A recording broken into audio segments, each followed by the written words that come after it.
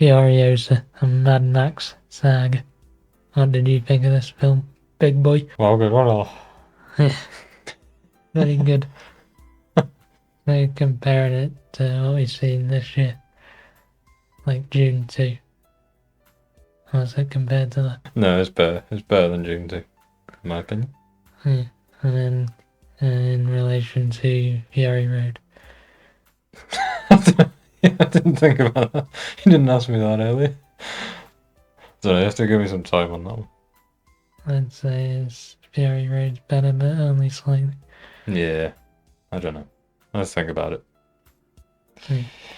Maybe by the end I'll give my verdict. Yeah, and if you don't watch this in like IMAX or with like a Dolby surround sound system, like in the UK we have that in V, then you should like just kill yourself or something because you missed out on watching it for the first time. You've watched it in just 2D, like a normal screen. That's just embarrassing.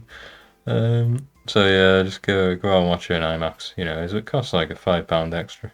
It's really not that much. Yeah, definitely. Did you reckon this will end up being the best movie of the year, or can you see anything else? Like we had a few decent trailers, did we today? I don't know. Yeah. Just thinking what's coming out. Nothing's got the hype or reputation this one had. No, not really. It's like the Joker one. Joker, maybe we didn't like that. And we got the Twisters. I don't know, there's other stuff, but Unless there's a surprise one that comes out now, that's really good. yeah. I don't know. I just can't see it really. But when you get to that like end of the year, you do get surprises sometimes, don't you? Yeah. So, you're gonna say what it's about. Yeah, so in the name, it is a Mad Max Saga. So it's just like, you got this character in this universe, Furiosa, that of course Charlize Theron played in the first movie. And a saga, it just describes what the movie is really. So it's just a long, involved, storied account or series of incidents. Yeah, and it's often of like an heroic achievement, basically. So that is exactly what the movie is. It's just her beginning of life and what made her, what most gave her motivations in the Mad Max Fury Road movie, really. And if you've seen Mad Max Fury Road, then you basically know Furiosa's like origin story anyway. Yeah. But it just fleshes that out a bit and just, ties up a few loose ends. Introduces some great characters that build up this universe, really. It just adds depth to the universe more than anything, doesn't it? Definitely. So, I usually say why it's good or why it's bad. We got in our notes here, why is it good? And we just got one word said. Just everything's good about it. Yeah. Because you couldn't think of anything bad, so therefore everything's good. Some things are better than others, obviously. There's some outstanding things, but everything's on like at least a 7 out of 10.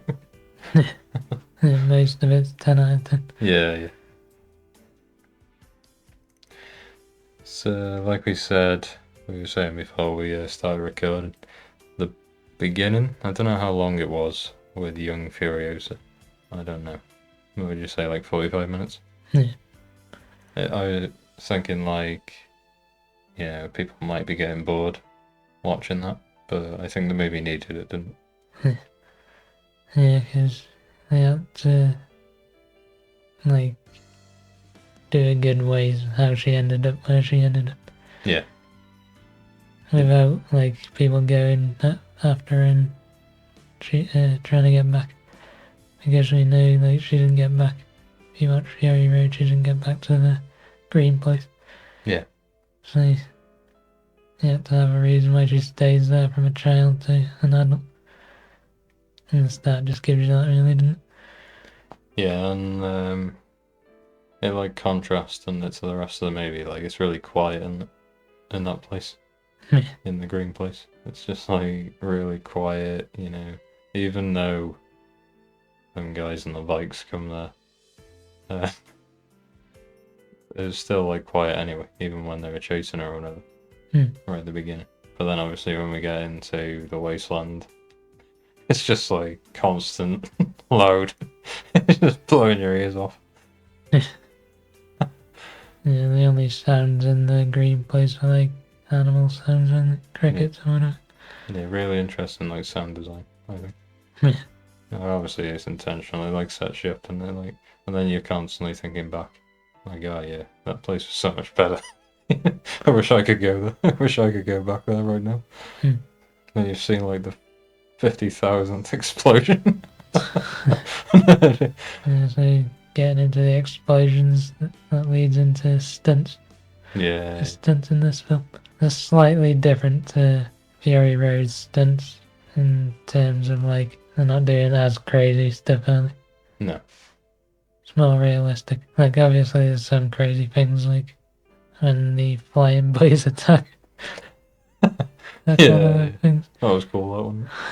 You gotta watch that movie and just see. I'm not gonna add any context to that. Just flying boys.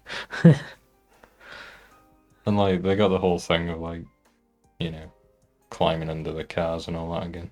That's just cool, isn't it? It's like, how the hell do you film that? Make it look good. It's crazy. And then a load of people getting set on fire. Just, I just think that's so funny. Like them, like you know, like them war boys. They're just like on fire, aren't they? They just don't care because they want to die. Just they play it so well. Like you just completely believe that they like want to die. You know, they're desperate to die.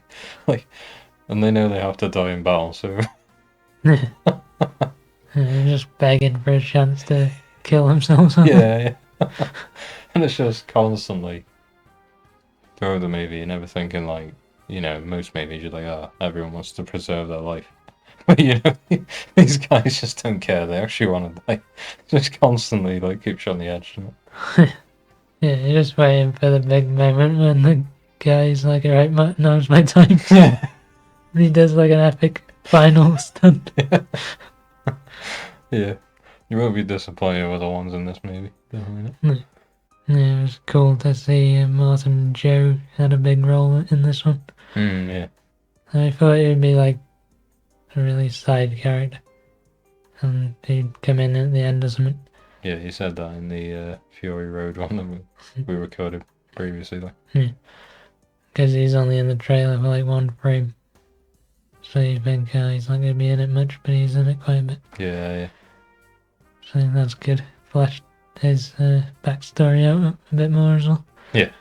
And obviously it, you know, flashes out the various, you know, parts of the wasteland, and like Bullet Farm. What's the field one called?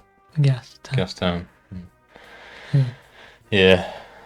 So yeah, you learn a bit more about that and like the politics of it, and yeah, just, like I said, really just grounds you more in the universe, doesn't it? And it has right at the start of the film like a montage of like news reporters saying what's happened to the world. Yeah. Which we got a bit of that in the beginning of Mad Max, but it was more spotty because it was Mad Max remembering it, not but Furiosa remembers it more. Or whatever. Yeah. And talking about Mad Max, even though like this series called Mad Max and this one's called the Mad Max Saga, like he didn't really lack his presence, did it much? No. Like I was saying before, like he's sort of like just enters into situations anyway, doesn't he? In Mad Max movies or whatever. Yeah. He just like turns up and like, he's just like an outsider, and like it's not his universe, you know. So you don't really need him in it. But obviously, I'm hoping the next one they do is about him, because you know I want to see that again. But Furiosa, obviously, she warrants like her own movie because she was a really good character in Fury Road too.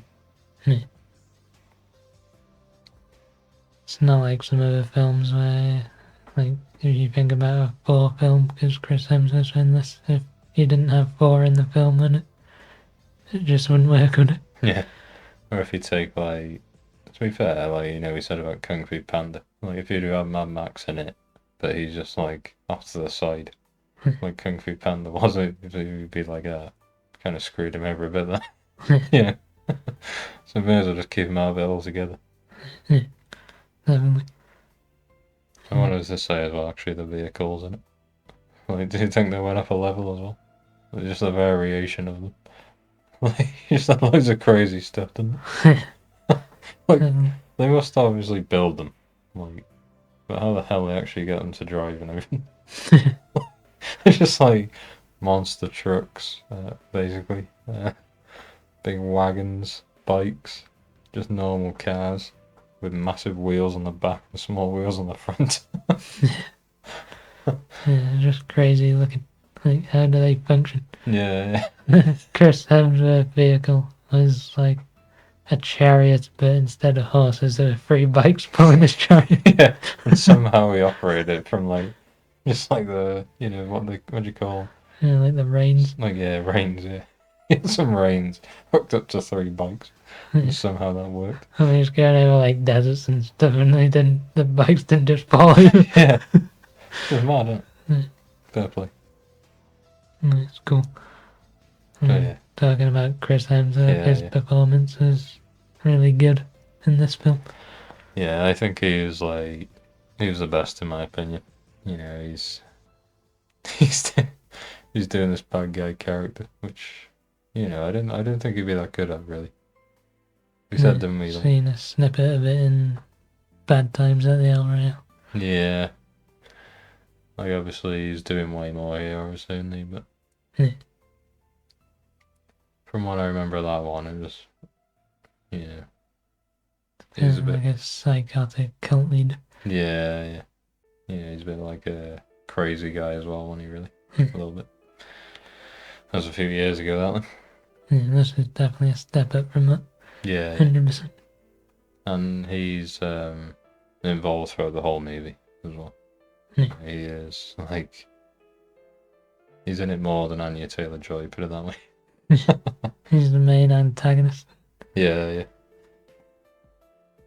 Yeah, he was great, and then Anya was pretty good. Yep. Quite limited, obviously, because she's, like, quite a stoic person, isn't she? Character, so she doesn't do much talking. Even in Fury Road, she barely speaks. She only comes out of her shell a bit when Mad Max and them become friends. Yeah, that's it, yeah.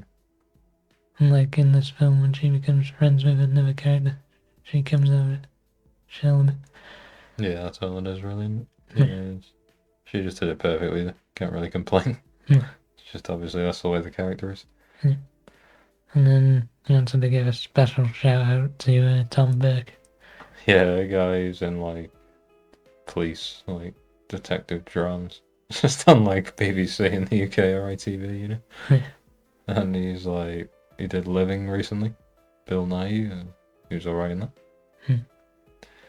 And then I thought he was really good in this one. Like, again, he's, like, quite a stoic character. He's just like a badass, basically, and he goes out on these jobs with the war rig, you know? And he just, like, always comes back. Like, he loses his whole crew, but he survives. And he's just, like, you know, just got that instinct, you know, like the Mad Max has, you know, like, he can just avoid situations. Yeah, he basically takes the role of Furiosa in Fury Road. Yeah, right, yeah. I think he's the OG rig driving guy. Yeah. And he knows he's just like a mercenary, basically. Like, he just knows, I just need to do my job, and they'll look after me, you know? Like, and he says that to Furiosa, doesn't he? And he doesn't have any loyalty to Martin Joe or anyone, really. Just does it because it's the best thing to do in this society. Yeah, that's it, yeah. That's his whole motivation, and it's just like, you know, I got a pretty good life doing what I'm doing, I'm good at it. May as well keep doing it. No, I wanted to say, I seen online, like, people were predicting that, like, conservatives or, you know, right-wing, like, media would be saying that, like, Tom Hardy or, Mad Max was robbed, basically. That's what they were predicting. Right-wing people would say. But I've heard nobody saying that. I just wanted to say that. Nobody's saying it's like a woke movie or anything like that. Everyone who I know or seen online just excited to see a film about Furiosa. Yeah. Like, it's not woke, is it? Like, the people don't understand what the issue is. These weird left-wing people like Reddit is, you can't go on there without seeing this sort of stuff. That's why I just have to limit myself looking at it. Because they're like, oh yeah, everyone's gonna hate this because they've just got a Mad Max movie and it's, just taking Mad Max out of it. But no, you just don't understand the way we think. You don't understand how a universe is created. It's not just centered around one character. No. Like, obviously, John Wick. I don't have a problem with this ballerina movie coming up. Good, I like John Wick. Let's have it. But if it's bad, I'll trash it. I'll say you should have left it with John Wick.